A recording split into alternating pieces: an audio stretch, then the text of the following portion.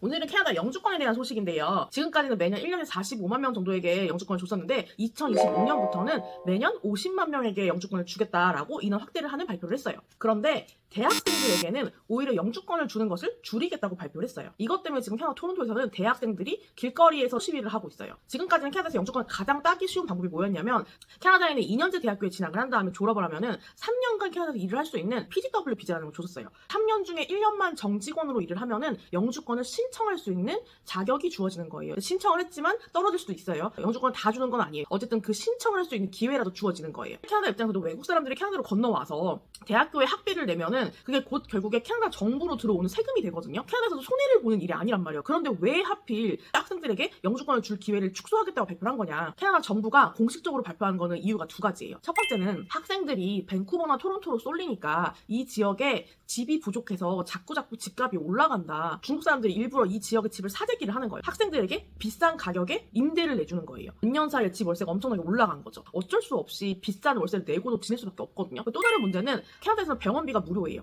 나라에서 운영을 하기 때문에 병원이 많지가 않아요. 학생들에게는 캐나다인과 똑같이 병원을 무료로 갔다가 갈 수 있게끔 혜택을 주고 있어요. 외국 학생들이 너무 쓸데없이 병원에 자주 가서 정작 진짜 아픈 캐네디언들이 치료를 받으러 갈 때 못 가고 대기를 해야 되는 일이 생기는 거예요. 캐나다 정부에서는 주거 문제와 의료 문제를 해결하기 위해서 외국 학생들을 갖다가 받는 거를 제한을 두겠다라고 발표를 했지만 사실 속사정은 이래요. 지금 캐나다에서 가장 많은 이민자들은 인도 사람들이에요. 오죽하면은 캐나다를 갖다가 뭐라고 부르냐면 캔디아라고 불러요. 인도와 캐나다를 합쳐가지고 캔디아라고 부르는 거예요. 토론토, 밴쿠버뿐만 아니라 캐나다 전역에 어딜 가든지 간에 인도 사람들이 많아요. 이주공사에서 뭐라고 거짓말을 치냐면 너는 캐나다 대학교만 입학하면 무조건 영주권을 받을 수 있다. 마치 학교만 졸업하면은 영주권을 주는 것처럼 속아서 오게 되는 경우가 많은 거예요. 그러니까 사기를 당한 거죠. 두 번째 또 무슨 문제가 많이 있냐면 미리 건너와서 영주권을 받은 인도 사람이 새로 건너와서 영주권이 없는 사람과 결혼을 하게 되면은 이 사람에게도 영주권이 주어지게 돼요. 이렇게 가짜 결혼이 성행을 하면서 자기 온 가족들을 다 데리고 오는 게 지금 캐나다에서 너무나 큰 사회적인 문제가 되고 있어요.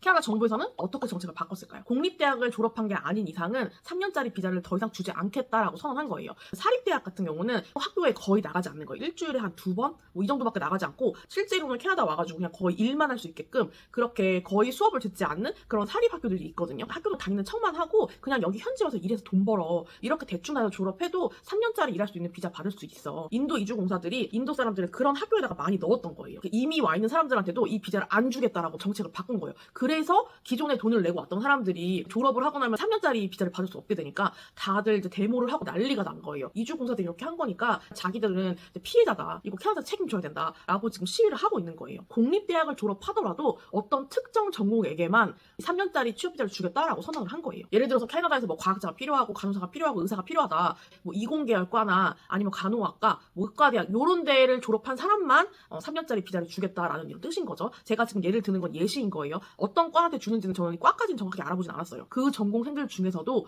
영어 점수가 우수한 사람들에게만 비자를 주겠다라고 발표를 한 거예요. 예전에는 공립이든 사립이든 어느 대학을 졸업하든지 간에 어느 과를 졸업하든지 간에 무조건 3년짜리 비자를 줬단 말이에요. 근데 이제는 대학을 졸업해도 이 3년짜리 PGW 비자를 받기가 너무너무 어려워진 거예요. 여기에 설상가상으로 이제는 대학생과 묶어서 공동으로 비자를 주는 것까지도 없애겠다고 발표를 했어요. 그러니까 무슨 뜻이냐면 저랑 저 남자친구가 둘이 캐나다를 가기 결심한 거예요. 둘이 결혼을 해가지고 이걸 문서상으로 갖다 부부로 만들어두는 거예요. 남자친구가 캐나다 대학을 입학을 하는 거예요. 그러면 이 남자친구랑 나랑 문서상으로 이제 부부로 엮여있기 때문에 나한테도 자동적으로 캐나다에 같이 와서 일을 할 수 있는 비자가 주어져요. 남자친구는 이제 대학을 다니면서 아르바이트를 하는 거고 저는 이제 일을 할 수 있는 취업 비자를 받았기 때문에 캐나다 현지에서 일을 할 수가 있는 거예요. 부부끼리 떨어져 지내지 않고 같이 지낼 수 있도록 방안이 마련되어 있었거든요. 그거마저도 이제 없애겠다 이거예요. 대학생들은 일주일에 최대 40시간 일할 수 있는 시간이 주어졌었어요. 하루에 8시간씩 총 5일 일할 수 있는 거죠. 그러니까 정직원처럼 일할 수 있는 똑같은 권리를 줬었단 말이에요. 일주일에 최대 24시간까지밖에 일을 못하게 시간을 대폭 줄였어요. 이것도 일하는 시간 줄인 이유가 뭐겠어요? 너 여기 와서 대학 다닐 거면 너네 나라에서 돈 가져서 써. 여기서 벌지 마. 이거인 거예요. 인도 사람들의 사기 행각이 많아지면서 이렇게 모두가 피해를 보는 상황이 생긴 거예요. 자, 결론적으로 캐나다에서 바뀐 정책을 말씀드릴게요.